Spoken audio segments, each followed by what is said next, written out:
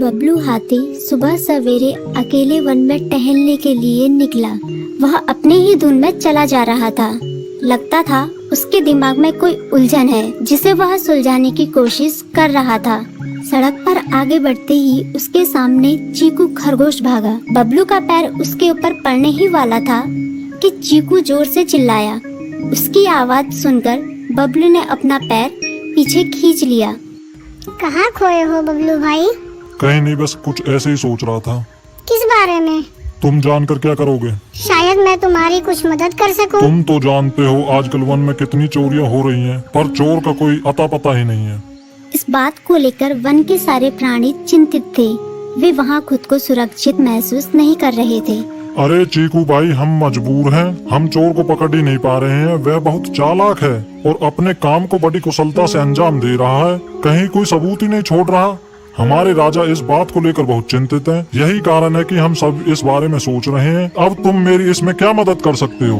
मैं कुछ सोचता हूँ, हो सकता है मुझे कोई उपाय सूझ जाए। प्रयास करने में कोई हर्ज तो नहीं है।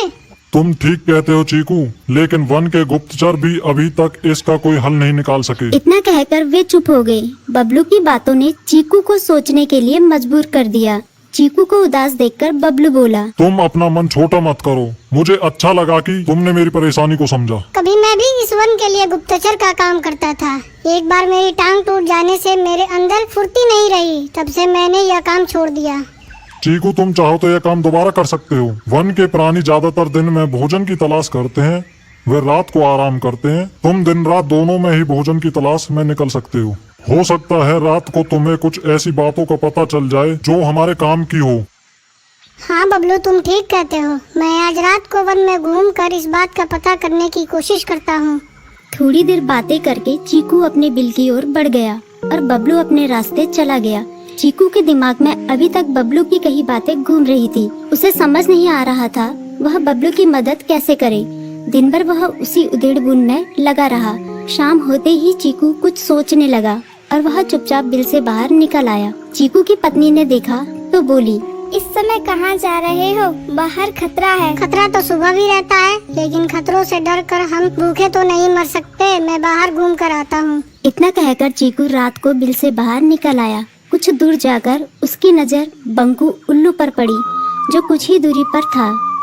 वह पेड़ की डाल पर बैठा अपनी गर्दन चारों तरफ घुमा रहा था। वह तेजी से पेड़ की एक डाल से दूसरी डाल पर उड़ रहा था। बंकू की नजर उस पर नहीं पड़ी थी। कुछ सोचकर चीकू पेड़ के पीछे से बाहर निकलकर थोड़ी खुली जगह पर आ गया और वहां से बंकू उल्लू को देखने लगा। बंकू ने चीकू को अंधेरे में भी देख लिया, पर उसने उसमें कोई उत्सुकता नहीं दिखाई और अपनी गर्दन चारों ओर घुमाता रहा। चीकू बड़ी देर तक बंकू की हरकतों पर नजर रखे रहा।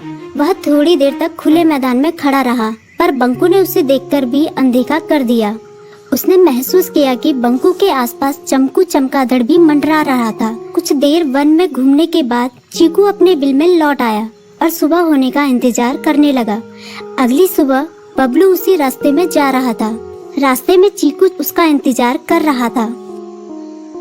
आज बड़ी जल्दी आ गए बबलू। हाँ, आजकल मुझे चिंता की वजह से नींद नहीं आती। कोई नई खबर है क्या? यकीन से तो मैं नहीं कह सकता, पर मैं तुम्हें ऐसे प्राणी का नाम बता सकता हूँ जो शायद चोरों की मदद कर रहा है। कौन है वो? बंकू उल्लू। इतना कहकर चीकू ने रात की घटना उसे ज्यों की त्यों सुना दी। इसे सुनकर बबलू का माथा ठनका। बबलू की आंखें चौंधिया गई। तुम ठीक कह रहे हो। मुझे आज रात बंकू और चमकू पर नजर रखनी होगी। इतना कहकर वे दोनों अपने अपने रास्ते चले गए। बबलू रात को अपने साथियों के साथ बंकू पर नजर गड़ाए रहा। उसकी संदिग्ध गतिविधियों को देखकर बबलू ने उसे उसके साथियों चंकी और संकी लोमड़ के साथ पकड़ लिया। बबलू ने सख्ती से पूछताछ करनी शुरू कर दी। तुम इस समय बंकू चमकू के साथ क्या कर रहे हो? हम चारों दोस्त हैं, इसलिए साथ बैठकर बातें कर रहे हैं।